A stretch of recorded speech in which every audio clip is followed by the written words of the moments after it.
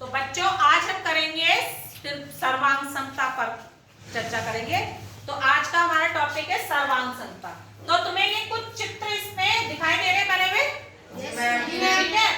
यहाँ पर एक रेखाखंड है AB, ठीक, और ये भी रेखाखंड है PQ। इसकी दोनों की ही लंबाई कितनी दे रखी है? 6 सेंटीमीटर।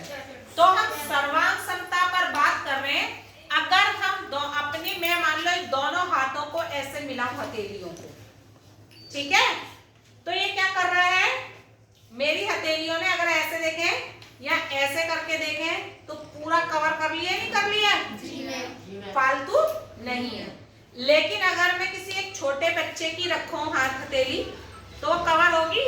नहीं होगी, वो कवर नहीं होगी, बल्कि उसका हाथ छोटा होगा और हमारा एक दूसरे को कवर नहीं कर पाएगा, है ना। हम दोनों के हाथों की क्या है? आकृति तो बराबर एक सी है, लेकिन माप क्या हो गई हमारी? अलग अलग, ठीक है। अब मान लीजिए हमने ये एक रेखाखंड AB लिया है और इस PQ को इस AB के ऊपर रख देते हैं, पूरा से ढक लेगा? Yes ma'am. ढक लेगा कि नहीं ढक लेगा? यस और नो? हाँ, पूरा का पूरा अगर इस छड़ी को 6 सेंटीमीटर के ऊपर रख दो तो कुछ फालतू बचेगा या पूरा इधर बचेगा या पूरा पूरा ढक लेगा? पूरा पूरा ढक लेगा। अब हमारा एक यहाँ पर हमने एक माप का क्या है? आयत ले रखे हैं। आयत है, ये भी 5 सेंटीमीटर हो गई भुजा, और ये 2 सेंटीमीटर, तो ये भी 5 सेंटीमीटर आयताकार है, और ये है 2 सेंटीमीटर। ऐसे ये 5 है, ये 2 है, ये 5 है और ये 2 है, ठीक। अगर हम इसको एक दूसरे के एक के ऊपर रख दें तो क्या होगा? ढक लेंगे, एक दूसरे कवर कर लेंगे? कर लेंगे? अगर मान लीजिए त्रिभुज हमें दिया गया है, ठीक है, अगर ये 4 सेंटीमीटर यहाँ पे मान लीजिए इनकी माप को मान ले 4 सेंटीमीटर, और ये है 3 सेंटीमीटर, और ये मान लिया हमने 5 सेंटीमीटर या 2 सेंटीमीटर हमने ये मान लिया। ऐसे ही सेम इसकी है 4 सेंटीमीटर, 3 सेंटीमीटर और 2 सेंटीमीटर। इसमें रखेंगे तो क्या होगा? बराबर हो जाएगा, है ना, एक दूसरे को कवर कर लेंगे। लेकिन अगर मान लीजिए हमने एक इस तरह से वर्ग लिया है, एक वर्ग हमारा ये हो गया, ठीक, इसकी प्रत्येक की 4 सेंटीमीटर है और ये 3 सेंटीमीटर का है। यानी कि वर्ग में क्या होता है? प्रत्येक भुजा क्या होती है? बराबर होती है। अगर इन्हें एक दूसरे के ऊपर रखेंगे तो कवर करेंगे? नहीं। अगर 4 वाले को 3 के ऊपर रखेंगे तो क्या होगा? ये बड़ा होगा और ये छोटा होगा, ठीक है। तो और ये 2 वृत्त दे रखे हैं हमें, ठीक है, इनमें त्रिज्या कितनी दे रखी है दोनों वृत्तों में? 3 सेंटीमीटर वृत्त की त्रिज्या है, इसमें भी और इसमें भी। ये भी एक दूसरे को अगर एक दूसरे के ऊपर रखे जाए तो कवर कर लेंगे? जी मैम। कर लेंगे ना? जी मैम। ठीक। तो अब हमने ये देखा कि तो ये क्या है? जो पूरी एक दूसरे को ढक ले रही हैं, ठीक है, तो वो क्या है? सर्वांग सम है।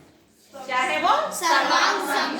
यानी कि जिनकी अंग सब अंग बराबर हैं, सर्वांग सम, ठीक है।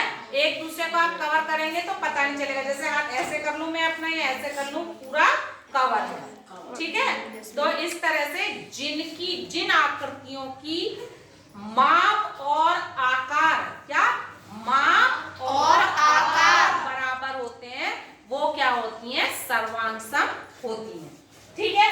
तो हम ये दोनों क्या है? सर्वांग सम हैं, ठीक है, सर्वांग सम है।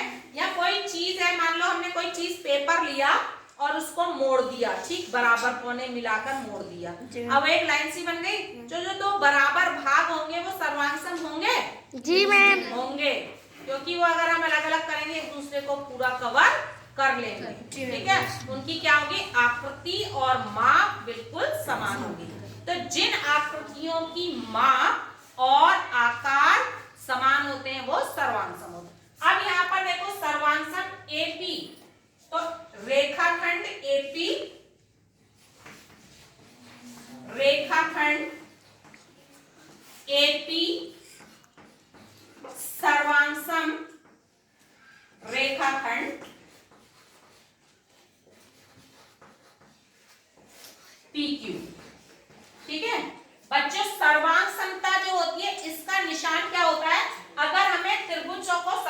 दिखाना है।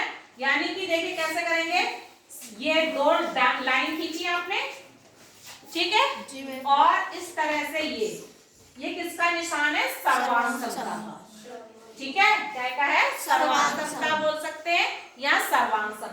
तो इन दोनों के लिए कैसे लिख सकते हैं, देखिए त्रिभुज, इन दोनों के लिए ये देखो त्रिभुज P, ये त्रिभुज का निशान देखो, ये किसका निशान बनाते हैं, छोटा सा इस तरह से हम त्रिभुज का निशान, त्रिभुज PQR सर्वांशम, लिखने की जरूरत नहीं है हिंदी में, PQR सर्वांशम ABC, ये लिख दिया दोनों के बदले। ये दोनों वृत्त समान है, ठीक है, तो ये भी सर्वांशम होंगे।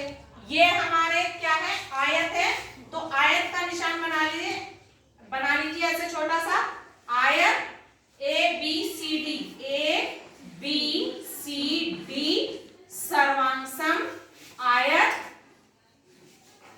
PQRS, ठीक है, ये बना लेंगे। अगर वर्ग होगा तो वर्ग का निशान बना लेंगे। तो हमने ये कहा कि रेखाखंड सर्वांशम कब होंगे, जब उनकी लंबाई बराबर होगी। वृत्त हमारे सर्वांशम कब होंगे, जब उनकी त्रिज्याएं बराबर होंगी, ठीक है, वृत्त सर्वांशम कब होंगे, जब उनकी त्रिज्याएं बराबर होंगी। रेखाखंड बराबर कब होंगे, जब उनकी